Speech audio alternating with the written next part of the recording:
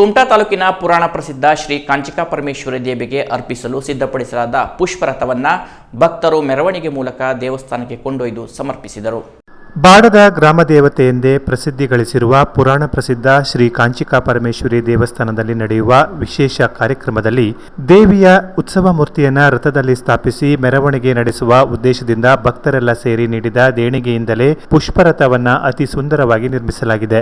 ಈ ಪುಷ್ಪರಥವನ್ನು ದೇವಿಗೆ ಸಮರ್ಪಿಸುವ ಮಹತ್ ಕಾರ್ಯವನ್ನು ಸಾಮಾಜಿಕ ಹೋರಾಟಗಾರ ವಕೀಲರಾದ ಆರ್.ಜಿ. ನಾಯ್ಕ್ ಅವರ ನೇತೃತ್ವದಲ್ಲಿ ಭಕ್ತಾದಿಗಳು ಇಂದು ನೆರವೇರಿಸಿದರು. ಪುಷ್ಪರಥಕ್ಕೆ ಪಟ್ಟಣದ ಶ್ರೀ ಮಹಾಸತಿ ದೇವಸ್ಥಾನದಲ್ಲಿ ಪೂಜೆ ಸಲ್ಲಿಸಿ ನೂರಾರು ಭಕ್ತರು ಬೈಕ್ ರ್ಯಾಲಿಯ ಮೂಲಕ ರಥವನ್ನು ಕುಮಟಾ ಪಟ್ಟಣದ ಮಾಸ್ತಿಕಟ್ಟೆ ಸರ್ಕಲ್ನಿಂದ ಪಟ್ಟಣದ ಮಾರ್ಗವಾಗಿ ಬಾಡಕ್ಕೆ ಕೊಂಡೊಯ್ದು ಶ್ರೀ ಕಾಂಚಿಕಾ ದೇವಿಗೆ ಸಮರ್ಪಿಸಿದರು. ಅಲ್ಲದೆ ಈ ಪುಷ್ಪರಥ ನಿರ್ಮಾಣಕ್ಕೆ ಸಹಕರಿಸಿದ ದಾನಿಗಳಿಗೆ ಮತ್ತು ಭಕ್ತ ಸಮುದಾಯಕ್ಕೆ ದೇವಸ್ಥಾನದ ಆಡಳಿತ ಸಮಿತಿಯಿಂದ ಧನ್ಯವಾದ ಸಲ್ಲಿಸಲಾಯಿತು. ಈ ಸಂದರ್ಭದಲ್ಲಿ ವಕೀಲರಾದ ಆರ್.ಜಿ. ನಾಯ್ಕ್, ಕುಮಟಾ ಹ್ಯಾಂಡಿಕ್ರಾಫ್ಟ್ ಮಾಲೀಕ ಹರೀಶ್ ಶೇಟ್, ಉದ್ಯಮಿ ಸುಬ್ರಾಯ್ ವಳಕೆ, ಪ್ರಮುಖರಾದ ಆರ್.ಎನ್. ಭಟ್, ಜಗನ್ನಾಥ್ ನಾಯ್ಕ್ ಇತರರು ಇದ್ದರು.